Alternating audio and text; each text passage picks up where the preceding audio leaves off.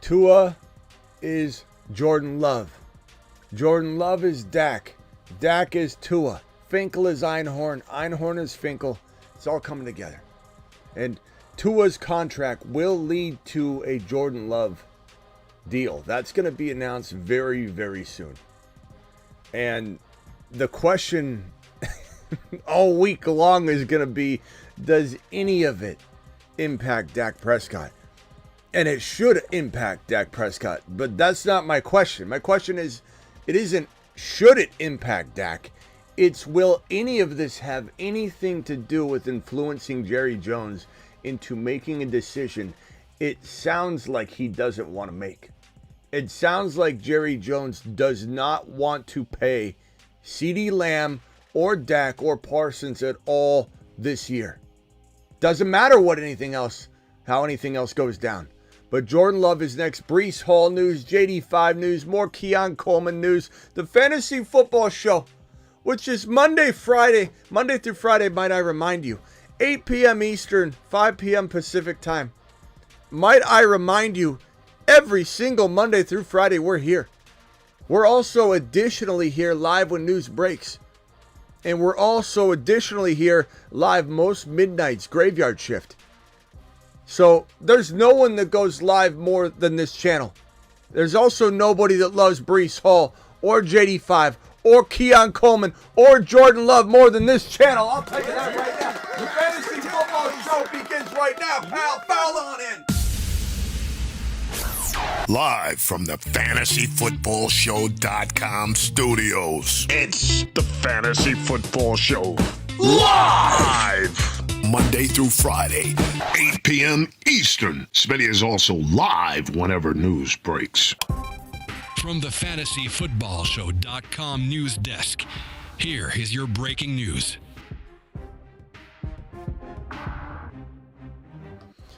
This first is breaking news. Will Mahomes have a resurgent year? Breaking news.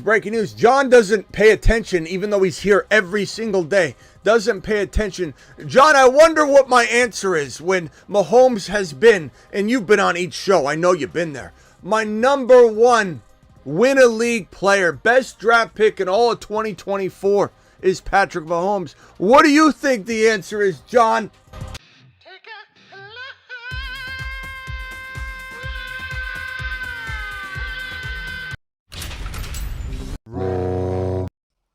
Get lammed. All right, on to more pressing news. For those that have been sleeping under a rock all day long, okay, Tua Tagovailoa has just become the third highest paid quarterback in the NFL with a $53.1 million annual salary. He's getting $212.4 million in this extension, and it's quite wild. This guy's getting $167 million guaranteed. This is wild. Is it an overpay? I think it's safe to say it probably is an overpay, but at the same time, if we're going to say that, we have to acknowledge that Trevor Lawrence, who's number 2 overall, is also an overpay. So $55 million to Trevor Lawrence. Jared Goff at $53 million. If Tua's an overpay, Jared Goff's an overpay. We've got an overpaying epidemic going on in the NFL, but there's no way of stopping this train from going forward. So if you are a team that has Dak Prescott, listen up, Dallas Cowboys and Jerry Jones. If you're a team that has Tua Tagovailoa, if you're a team that has Jordan Love, you're unfortunately put in a box where you've got to make a decision to either do what you can do with what you got and acknowledge that Love is a top 10 quarterback, maybe top 6 to 10 quarterback, a really good quarterback. Tua Tagovailoa, dare I say, is a little bit lesser of a quarterback. You can disagree with me if you want, but I like Jordan Love as a prospect more than I like what I know of Tua. Like, Tua's maybe better right this very second in a lot of people's eyes, but I think what I've seen of Jordan Love, I believe he'll pass him this year. So I'm ready to bank on Jordan Love as a prospect that we've seen play, like a real nice sample size we've seen play. Jordan Love, when you look at the data and everything that this guy brings to the table, 41.59 passing, 32 tutties, 11 INTs, and Might I remind everyone watching that might have forgot he had an additional 4 touchdowns on the ground. You're talking about a 36 total touchdown quarterback with 247 rushing yards. This man was second in touchdown passes in all of 2023.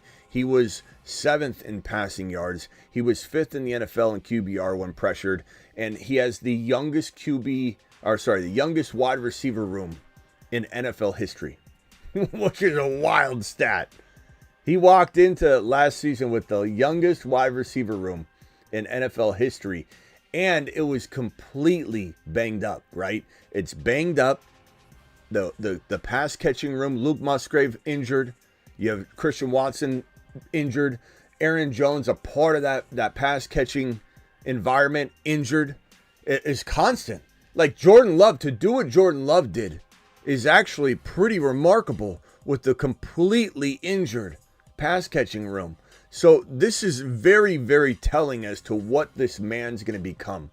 And if there's anything I bring to the table, ladies and gentlemen, it's a lot of gut instinct and things like that. But I also bring some vital stats and data and numbers that tell a story. And I do this a lot. And people coin me as some kind of gut instinct, fly by the seat of his pants, doesn't use a lot of stats or data. It's not true. I just go live and talk so much that I can't present data the whole time. Therefore, people are like, he talked for 2.5 hours without data, and then he talked a half hour with data. Well, guess what everybody else is doing? Talking only with data for a half hour. We're doing the same damn thing, but I'm doing 2 more hours of gut instinct, ball predicting, monster dropping, load unleashing, monsters content on this channel. Nobody competes with what we do here on this channel. Nobody. Jordan Love isn't going to the moon, ladies and gentlemen. He's already on the moon. We told you to grab him last year. What did people do? Cut him left and right. Week 3, week 4, week 5. Smitty. You know, this Jordan Love call of yours is ruining my life.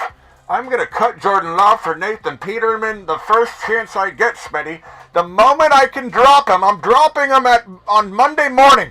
Do you know how many people came in with that dad joke? In week 3, week 4, about 5 times a week, guys would drop a dad joke. They'd say, I'm going to drop Jordan Love for Nathan Peterman the first chance I get. How did that work out for you? How did that work out for you? You jumping off the ship, Johnny. You early Edward. Jumping off the ship before Jordan Love even had a chance to deploy. All of the weapons that he was about to deploy. And you watched him have glory in the second half of the season. Remember that stat I just showed you? This Jordan Love board, this wonderful smorgasbord of data, Smitty, sitting here. This right here. 7th in passing yards, 2nd in TD passes, 5th in NFL QBR when pressured. This actually in the second half of the season, according to NFL Live was talking about this, 5th in the NFL in QBR when pressured. It was actually 2nd in the second half of the season. When pressured, his QBR was 2nd in the league in the second half of the season. So all of you early jumping off the boat bobbies missed out on some glory, didn't you? You didn't listen. You had a knee-jerk reaction. You came in and started pointing fingers at your boy Smitty, saying this guy ain't going to be good. This guy's going to the moon. And he's taking his young wide receiver room with him. Wicks, Christian Watson, Jaden Reed, Luke Musgrave. Luke Musgrave's going to be a rising star. Mark my words on that. Luke Musgrave is an absolute monster, and I believe he might be on the Moon Man list. Maybe. The Moon Man. No, not yet. Dropping loads in outer. Revenge tour. Maybe he needs to be on the Moon Man list. Look at this guy, Luke Musgrave. Musgrave doing it live. It's going to be a long year for a lot of Green Bay Packer doubters. So what this all means, Tua Tagovailoa becoming the 3rd highest paid quarterback. It should mean that Dak becomes the highest paid quarterback, but Jerry seems to want to wait And the quote that Jerry dropped was absolutely embarrassing. This is the most embarrassing quote, I think, from anybody. This is Jerry. I mean, like, I'm embarrassed. You know when someone does something that embarrasses you and you had nothing to do with it? I'm embarrassed. I'm embarrassed reading this quote. It makes me ashamed of myself. I'm ashamed of being a human being. I'm ashamed of being like Jerry, sharing a human being role with Jerry. Because this makes me absolutely want to vomit. Sometimes being all in means you remove the months that are in the future. And you narrow it down to where all we're talking about is right now and the next playoff season. And that's for everybody. We're all in. We're all in. That was Jerry's press conference. Essentially, let me decipher this. Because what this tells me is that he's not worried about the future for everybody. He is not planning on giving Dak or CD or Parsons any money now. He is playing for 2024. He'll say something different the next breath, though. He'll say, hey, you don't think I'm up at night trying to get a deal done? We don't know what side of the bed Jerry's getting up on, but his last comment was that he's all in. I'm all in. I'm all in. What that means is take out the flux capacitor and combined it with the gigawatt component structure, and we're not worried about the future gigawatts. We're only worried about the now component divide. And so basically that's for everybody. We're here for the now. We're doing the now thing, okay? We're trying to win a championship. Jerry, you didn't get a running back. That's okay. We'll bring in Zeke Elliott. Is he cheap? We'll bring in Zeke Elliott. Spare no expense. Don't spend anything. What are we doing? What are we doing? What are we doing, Jerry? You're not playing for the now. If you're playing for the now, what's your number one weapon, CeeDee Lamb, doing on the sideline? How are you preparing for the now, Jerry? The answer is you're not. So I don't know that Tua's deal has anything to do with Dak. I would say, hey, it's going to pressure the Cowboys to maybe get a deal done. That's what a logical man would say. But I don't think we can use logic with Jerry Jones. Jerry Jones does not appear to be playing by the same set of rules. Jerry's in Jerry's world. That's why that phrase is there. And Jerry seems to have an instinct that he's a quarterback now. He is identifying as an option quarterback. Jerry said, I like to think of myself as an option quarterback. Is this not Patrick Mahomes? I've got the football. I don't know if I'm going to pitch it over to Dak. I don't know if I'm going to pitch it over to CD. So far, I've decided to hold on to the football. This is what he said. I mean, not verbatim, but it's almost to a T. And I don't know if I'm going to pitch it. So far, I'm holding on to it. Meaning, he's not giving the contract to either one. It's wild. It's wild. Tua getting his bag. This man right here, Breece Hall, is in for a monster season. This is, you can't even see it. It's blurry. It's blurry. I don't even know what I'm looking at. It looks like two players wearing number 20. It's like this blurred version of Breece Hall. He's going so quick. Remember, this guy runs in practice 22 miles per hour, 22, 23 miles per hour. Breece Hall breaking off a long run. This guy is going to explode in 2024. This is a Breece Hall channel. We're a Breece Hall people, and I can promise you that no one likes Breece Hall more than we do. I have verifiable video footage, one after the other, of us being higher than everybody. We're a Breece Hall community, and he's going to the mother freaking moon. Breece Hall is 8 foot tall. He will always answer the mother freaking call. Don't let him fall. In the third, don't stall. Just give Batman the freaking football. He's Breece. He's Breece. He does a whole of a job. A whole of a job. A whole of a job. Breece Hall, please report to the moon. He does a jale bayot. Get Breece. Looking fantastic right now. Now, I know everyone's in shorts and You know, it's easy to get excited about something and then, you know, everyone's like, let me remind you that they're just not a game. Like, we know. We understand what time it is, but some things can validate what you already know to be true. Like, this man is an absolute GOAT in the making. And his GOAT responses, his GOAT personality, his GOAT ability to stave off ridicule. This guy is a leader. This guy is a leader.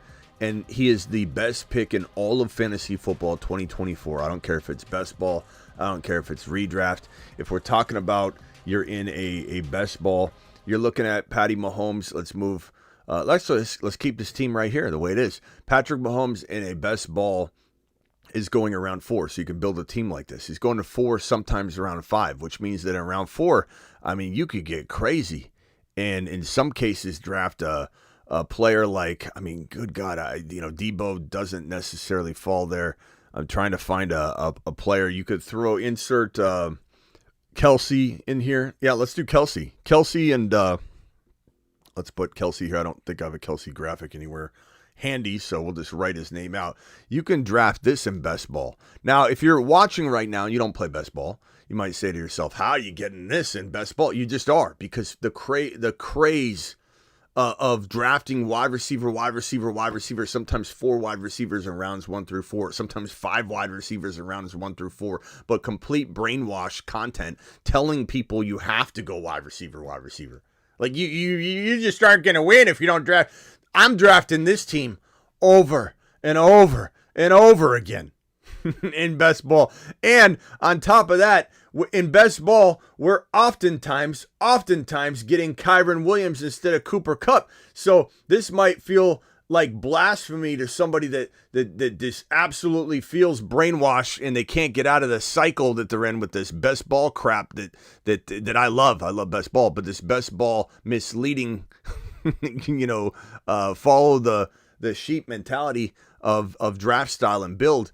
Kyren, I'm getting this, and yeah, maybe I won't go Kelsey here, but I'll certainly grab a wide receiver to the tune of, oftentimes a Tank Dell can fall into this territory.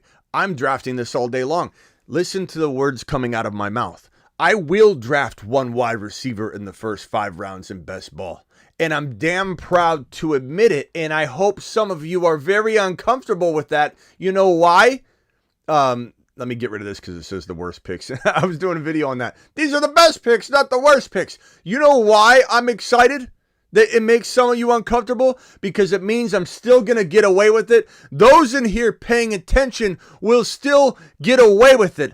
I will draft 1 wide receiver through 5 rounds in a best ball draft. And you can watch. I'll have a shirt on that says, if you could read this, you're losing.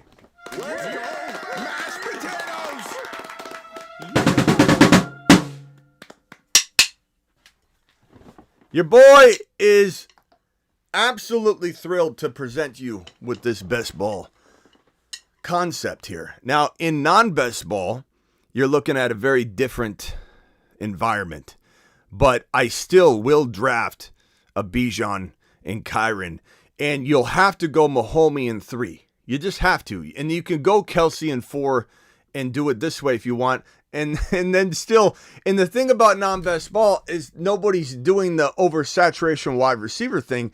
So a guy like Tank Dell, or even a guy like, sometimes I want to say maybe a DK, maybe a Debo, maybe someone of that variety will fall to 5. So I'll still do this, but it doesn't mean I won't go, okay, let me see if I can get McBride or Kincaid. Kincaid's a little more likely to fall toward this territory. So get Kincaided in round 5, and then maybe we go with our boy Tank Dell in 4. I'm still drafting 1 wide receiver sometimes. That's not my ultimate plan. I'm just saying I'm not scared of this strategy at all. And if you are, this might not be the channel for you. If you want the safety Steven sitting in front of you going, according to the data, last year's data, I'm a slave to the data.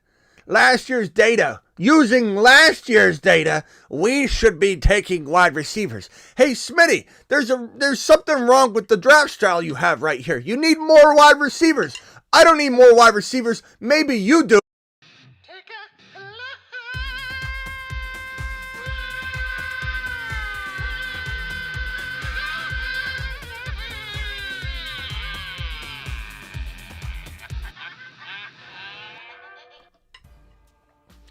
All right. So, Mahomes, why did I bring up Mahomes? The best pick in fantasy football. The very best pick in fantasy football. 3rd round best ball, best pick in fantasy football. 4th round best ball, best pick in fantasy football. In best ball, or in the 5th round. Why did I bring up this absolute glorious man right here? Because according to this right here, he doesn't give a shit about your Patrick Mahomes Kermit the Frog puppet that the Raiders brought out, which they shouldn't have done because Karma's going to get him. The Karma Fairy's coming for Kermit, and Kermit don't care. Kermit says, make fun of me. It's like making fun of a guy driving in a Rolls Royce next to you. Like, look at that guy. Look at that guy. What are you doing? What are you doing with your life, idiot? And the guy's driving a Rolls Royce right next to you. To make fun of Patrick Mahomes is moronic. It doesn't even make sense. How are you going to make fun of the GOAT in training? How are you going to make fun of a guy that's going to score 50 total touchdowns? Probably once he faces the Raiders, it'll be like I don't know, 4 or 5 touchdown affair just out of revenge. And for anybody that thinks that this man's not going straight back to a Super Bowl appearance, you're out of your minds, because Patrick Mahomes is an absolute GOAT in training. Mashed potatoes! Yeah, buddy. Make fun of Patrick Mahomes. What a dumb move. I'm hang gliding, I'm dead. What an idiot. All right. Roy with the $5 blank super chat. Thank you, Roy. And hit that thumb up button, please. There's 159 of you in here and only 46 of you have punched that thumb up button. Smack it. Smack it. Mahomes, appreciate you. Breece Hall, appreciate you. Tua Tagovailoa, congratulations. What's this right here? I don't even know what news I got on my screen. Oh, tests have all been negative for Lamar Jackson in regards to probably the pandemic and the flu. But he has been out for a while now because of the flu, or the flu-like symptoms, but no positive test for flu, or it sounds like for the pandemic as well. I don't know what to make of this. All I know is Lamar Jackson is already frail, dropping down to like a 205 number. I can't imagine getting, sick and being out of football for 3-4 days. Doesn't have you not eating well, probably down to like 199. This guy's got to be careful. But Lamar Jackson, I'm sure he'll be fine. But him and Tua Tagovailoa playing at a much lighter weight this year. Lamar was successful dropping the weight last year. Why has he got to do another 10 to 12 pounds? It doesn't make sense to me. Some say he'll gain the weight as he plays. I don't think he will. I think he's going to stay down at that like 204, 205 level, which I don't know that he should be doing that. Especially when like something like this happens, you get sick or something. Now you're 199, and then trying to gain that weight's going to be hard. But Tua Tagovailoa, Lamar Jackson, little bit of injury risk I think gets injected into their situations, given they're coming in at a weight that I wouldn't want them playing if I was the coach. I did admittedly not like the weight drop last year for Lamar, and he did stay healthy. But, that's probably the sweet spot for him. Play at 214, 215. Why you go down to 205 is beyond me. Just because you're quicker doesn't mean, you can't hit what you can't catch. You know what they're going to do to Lamar now? Lamar's going to back up in the pocket here. Where's my football? Lamar's going to back up in the pocket, okay? And when he's normally able to shed off a linebacker even, or a defensive lineman, or anybody trying to grab this guy, trying to get a paw on him and drag him down, he's too big. He's 230. Then he goes to 215. Okay, so he's able to kind of shed off a defender. Same thing with Tua Tagovailoa. You grab him by the collar of the jersey and you whip him around like a rag doll at 204, 205, which you could easily do as a big 300-pound lineman. You're going to get concussed. That's the easiest way to get concussed. I don't know what Tua's thinking. And Lamar Jackson, who cares if you're quicker and nimble? You are going to, when people get hands on you, no longer can you knock their hands down and slip out and walk out of the pocket like an absolute elusive monster. He's going to be dragged down very quickly. So I don't buy into this like, you can't hit what you can't catch. I don't think they're good weights to be playing at for these two gentlemen. That's my personal opinion. where's this other? I had another piece of news somewhere around here. I want to. Oh, this guy. We keep talking about this guy over and over. There's going to be another video, so I don't want to dance too much on this topic because I'm going to hit you again with another video here in the next 24 to 48 hours on Keon Coleman. But Keon Coleman caught another touchdown pass. This guy's just, all he's doing is catching touchdown passes, and he looks so good. He looks so good out there snagging these footballs. I've got another video on my Instagram. If you guys don't have my Instagram dialed in, what in the hell are you doing? So go to the Fantasy Football Show on Instagram, and I have this right here. I'll put it up for all of you on my phone here. But Keon Coleman looking like an absolute monster. Here's his touchdown grab. Okay.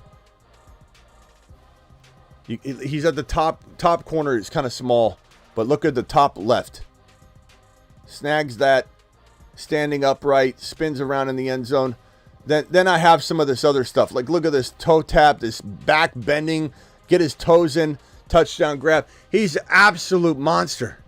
He's an absolute, and his route running is absolutely brilliant. His quickness, his speed, his determination, his drive, his grit. This video's on my Instagram if you want to go grab it and send it to a friend to piss him off. Look how quick he is. Look at the high pointing the ball, extension of his arms, grabbing the football with two hands instead of one, finger catching it, not body catching it. Look at the footwork. Look at the cuts. Look at the moves. Look at the behind him. Then he uses one hand. He uses one hand when it's inappropriate. Look at that extension.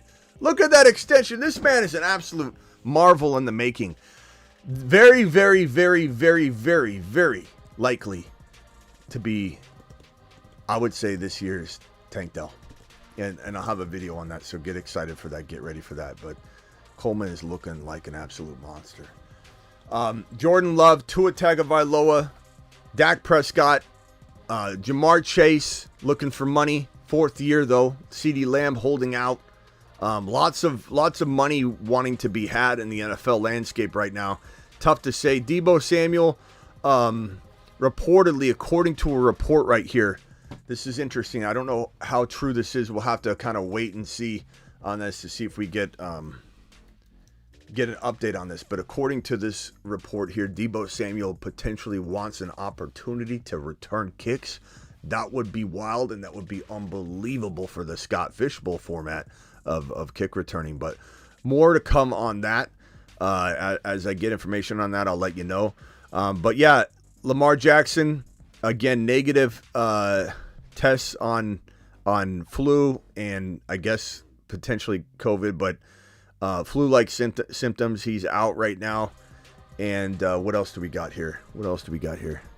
I don't think there's much more news other than we're just waiting on the fallout of the Tua Tagovailoa contract in terms of what it does for the Dak deal, what it does to kickstart a Jordan Love deal. I think Love signs his contract within 24 to 48 hours. I believe we do another breaking news show at a weird, awkward time that we got to jump and go live. So the moment Jordan Love signs his contract, make sure you come back to the channel because we go live when news breaks.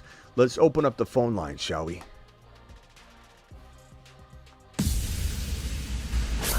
Live into the show. Call into the show.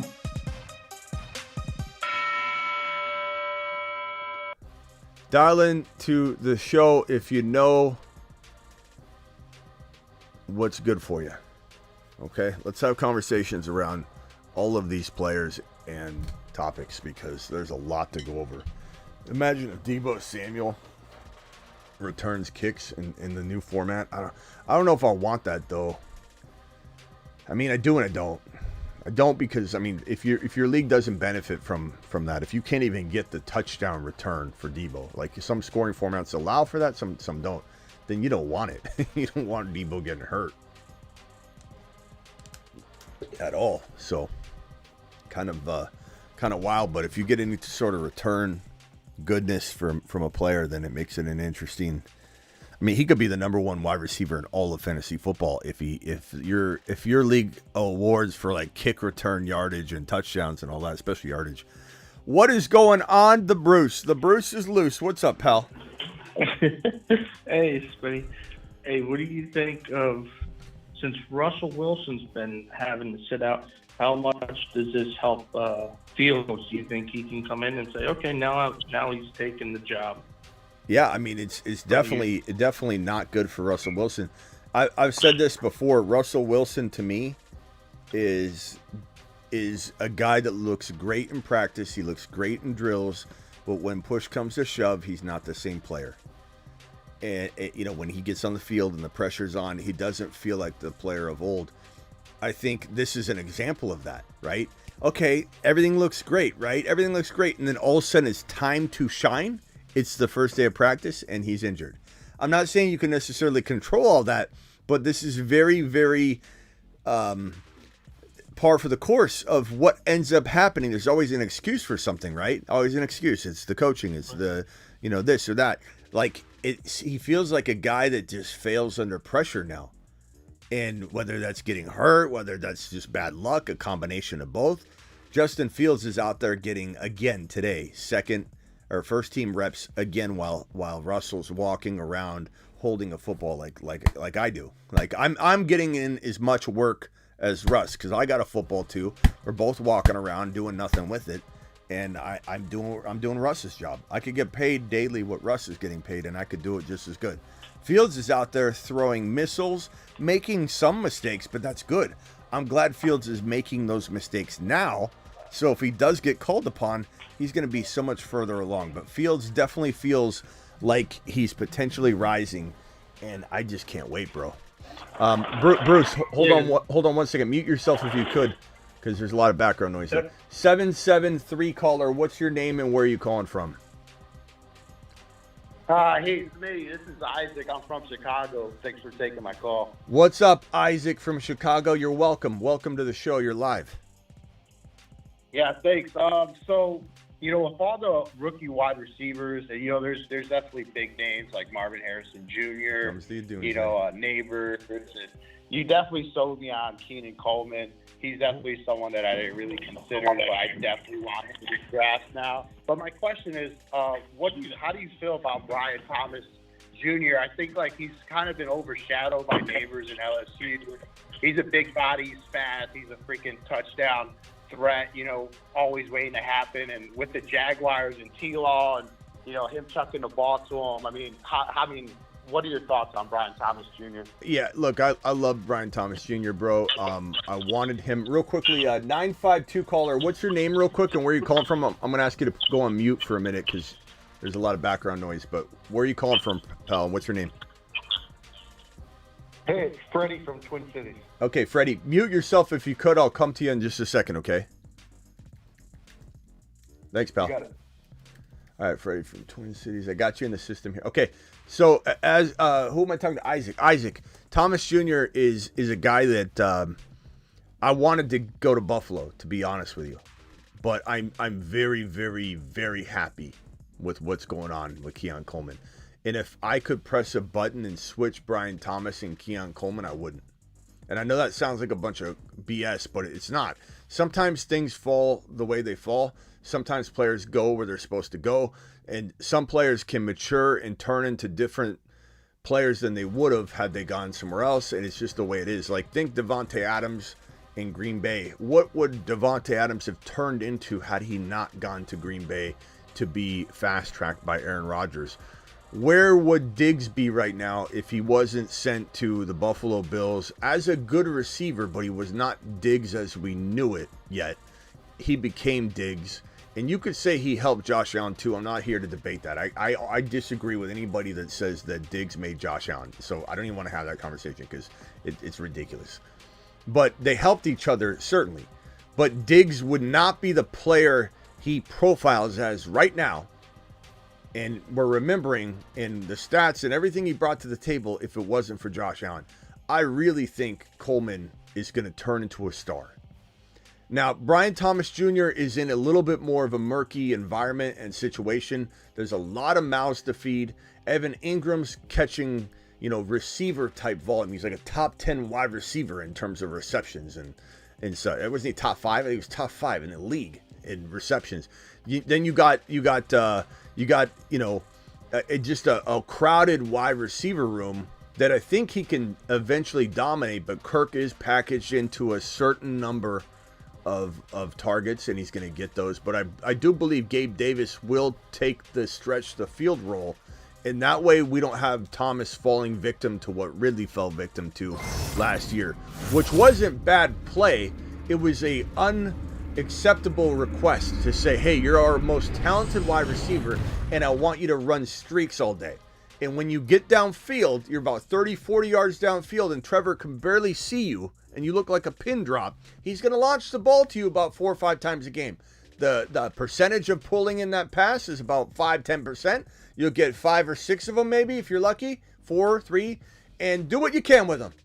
That's what Ridley was asked to do. And there were days we come in and say, Ridley had 0 points, but he almost had 110 yards and 2 touchdowns. Like every week, it was like this guy should have grabbed 2. They were like this.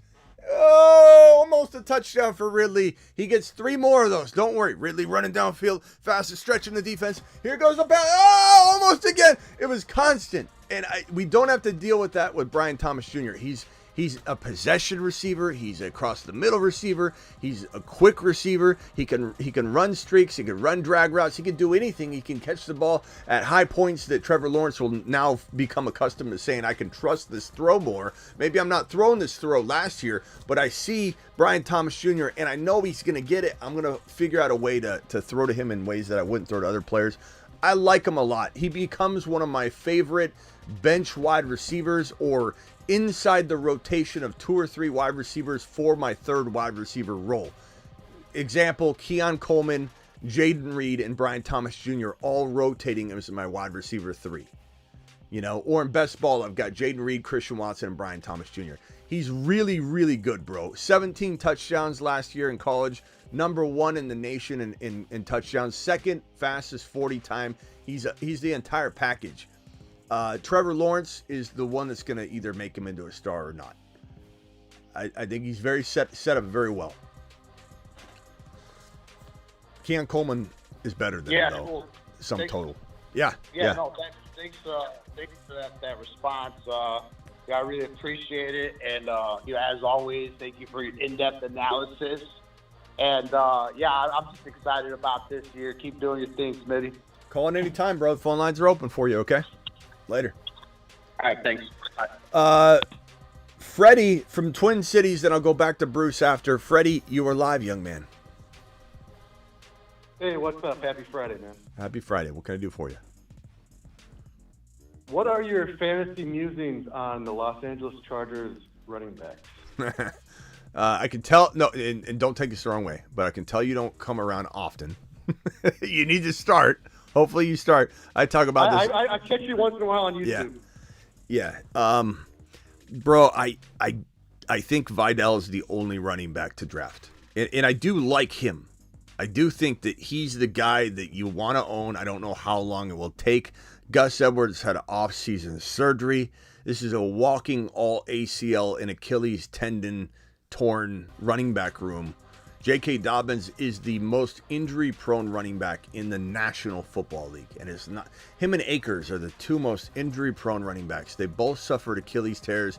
No running back in the history of the NFL has ever become a top 10 running back or returned to top 10 running back form after an Achilles tendon tear. Never. The only successful Achilles tendon running back we've ever really seen is Deonta Foreman. And it took him like 10 years to get to where he's at now. And he's good, but he's not your explosion. It takes one of the biggest reasons is a running back is measured by his ability to hit the hole. If you don't have that quick step and it takes you 2 to 3 years to get back your explosion after an Achilles tear, I don't care what anybody tells you. I don't care if a doctor, that's playing fantasy. There's a lot of fantasy football doctor content creators now. I don't care if somebody tells you, oh, you can be ready. I don't care. I've been doing this for 23 years, and we have never, ever had a running back return to top 10 running back status or become one after an Achilles tear. And the reason for that is it takes 2 to 3 years to get your full explosion back. And running backs have a 3 to 4 year shelf life. as you can imagine, teams move on just very quickly, and so you never get your job back. Cam Akers, never going to be a relevant player again. He'll just get injured again. I said he'd tear his other Achilles. Look, I predicted the Cam Akers situation from the beginning. When he entered the league, I said to everyone, this will be the most injury-prone running back in the National Football League as he was a rookie. And he was.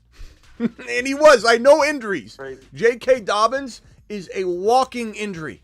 And to try and come back from an Achilles tear this soon, J.K.'s rushing it. And he's going to tear his other Achilles. Or he's going to tear something else, like his ACL. He's going to tear something very badly because he's trying to push it to not lose his job. You can't blame him, but he's not going to stay healthy. So Vidal is going to be the de facto starter at some point. The question I still have, though, is I don't know what to make of this Harbaugh. Harbaugh, in his rah-rah analogies, he said something again today where they're talking about Herbert or whatever, and he's like, it's like a tool belt. And you got different tools. You got a hammer. No one but me is questioning what's going on in his head. Everyone just accepts that he won. It's going to happen. He's going to transfer right over. I don't know if he knows what in the hell he's doing. So I'm glad the Vikings didn't hire him. Yeah, bro. I'll just tell you this. We have the coaching board that, when we were going through all this, everyone's like, Harbaugh, you are Harbaugh.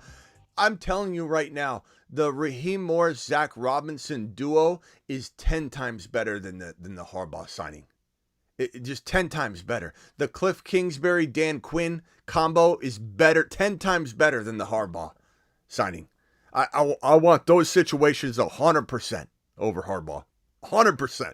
And this is potentially the coach of the year right here, Raheem Morris. And this guy, Zach Robinson, if we're not careful, he's a head coach next year. He's a starting head coach.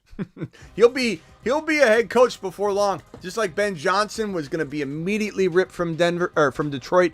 Just like Slowick was going to get immediately ripped from Houston. Thank God those guys stayed.